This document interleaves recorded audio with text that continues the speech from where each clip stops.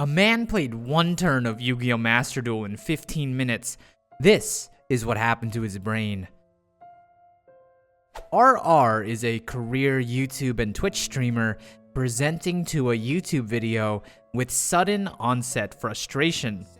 The community immediately takes in his rants and begins to reflect, posting response after response defending their enjoyment of a children's card game. As a streamer, RR's journey blossomed through other card games which prioritize back and forth gameplay. After being exposed to Yu-Gi-Oh through his involvement in numerous non-Yu-Gi-Oh player rates Yu-Gi-Oh card videos, RR would take the fateful plunge and launch Yu-Gi-Oh Master Duel. The recorded gameplay features him crossing paths with Rika Avalon, where in a 15-minute duel, RR plays for about 3 minutes, causing an immediate spike to his cortisol. Corti, meaning arousing feelings of being, and soul meaning bozo, leading to an angry rant where we are now. To understand why you can do so much in a Yu-Gi-Oh turn, we have to turn to what Yu-Gi-Oh lacks: a resource system. Unlike Yu-Gi-Oh, other card games have a resource system, something that limits the amount of play that each player can make. And while some Master Duel players struggle against the timer where 300 seconds is not enough time to execute their twisted game plan, other games took a more sensible approach. In the game Hearthstone, both players are bound to a mana system. Each card or hero has a mana cost associated with it, meaning each decision brings you closer to running out of resources and having to pass back to your opponent.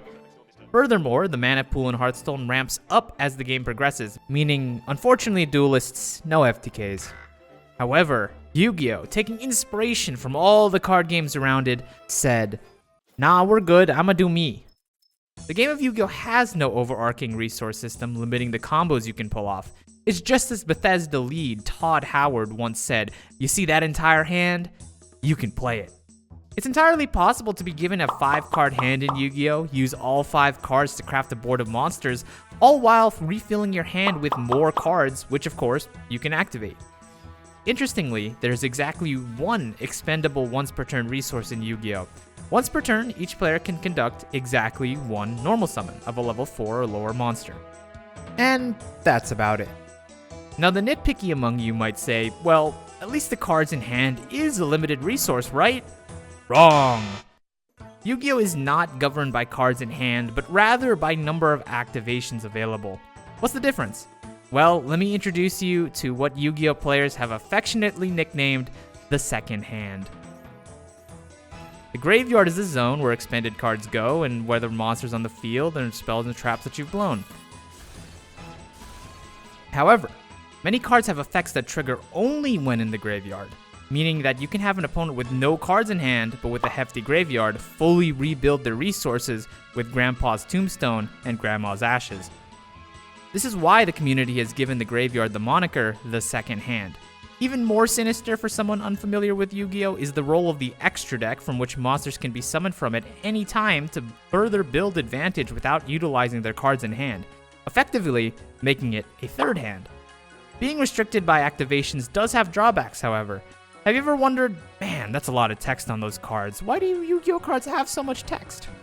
Well, not all the text is just raw power, as almost every card printed in the last few years have at least one line of text which restricts using the same cards or effects multiple times in a single turn.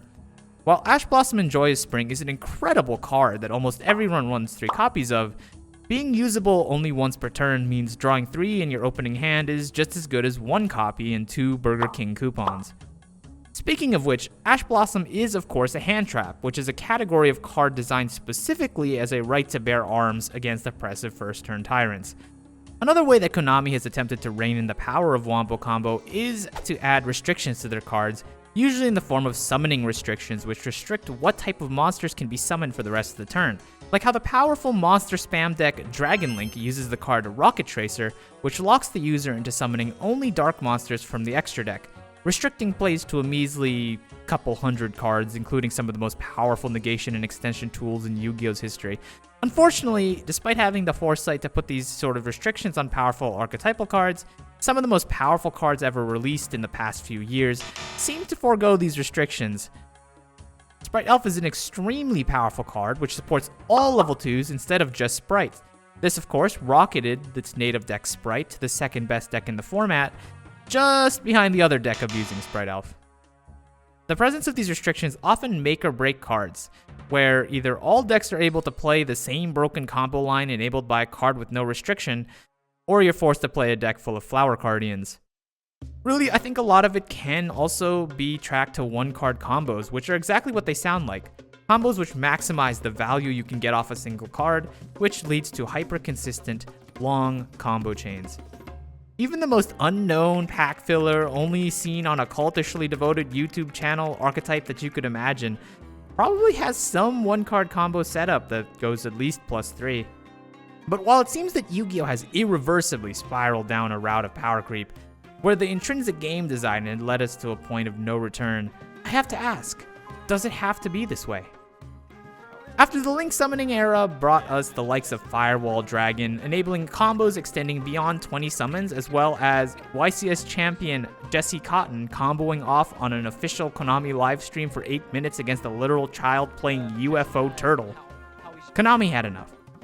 Rather than introducing a new shiny mechanic as they had done for each generation prior, Konami went, fine, we'll create our own Yu-Gi-Oh with draw 5s and passing.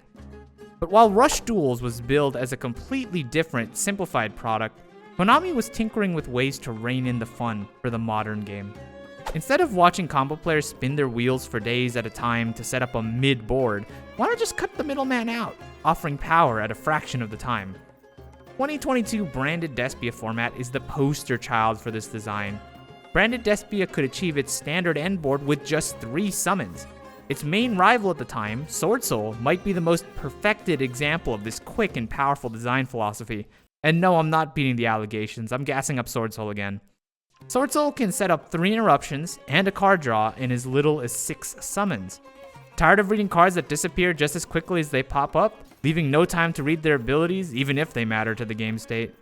Well, watch out, tuner out of nowhere! Why make many summons when few summons can do the trick?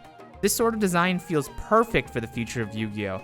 Yu-Gi-Oh can continue being the balls-to-the-wall power fantasy where the perfect one card can reverse any situation like the anime had envisioned, while saving new players the frustration of having to read 20 cards for a combo that ends with them immediately surrendering. Yu-Gi-Oh makes you feel like Yu-Gi-Moto. Your cards effortlessly slamming left and right onto the board, nearly unstoppable. It is unlike any other card game due to its lack of restraints and its lack of resources, but at the very least, Konami seems aware of this issue and have been designing cards in the future to improve upon it. Though, if you're looking for old school set 1 pass style Yu-Gi-Oh, unfortunately, I think that ship has sailed.